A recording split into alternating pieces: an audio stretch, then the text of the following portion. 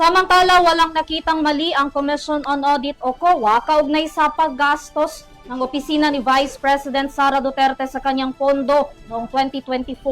Dahil dito, iginawad sa OVP ang unmodified opinion, bagay na ginagawa kung walang nakikitang anomalya.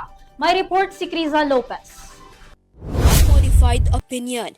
Yan ang naging opinyon ng Commission on Audit sa paggasta ng Office of the Vice President sa pondo nito noong 2024. Ito na ang ikatlong beses na nakakuha ng pinakamataas na rating mula sa COA ang OVP mula noong 2022 sa ilalim ng liderato ni Vice President Sara Duterte. Batay sa report ng COA, naipresenta ng OVP ang lahat ng kinakailangang financial statements ng patas at may respeto.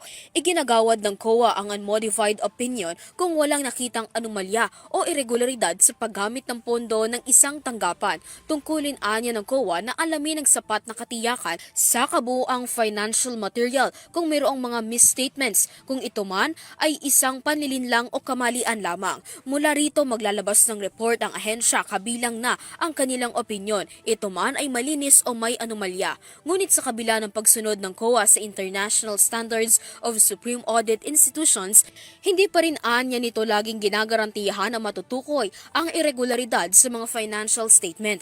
Ayon kay OBP spokesperson Attorney Ruth Castelio, malaking bagay ito para sa OBP, lalo't usapin pa rin ang umano'y maling paggamit ng confidential fund. Samantala, inialay ni Vice President Sara Duterte ang unmodified opinion mula sa COA sa masigasig na pagtatrabaho ng kanyang mga empleyado. Well, it shows no the transparency and accountability and the compliance of the Office of the Vice President with all the regulations required by.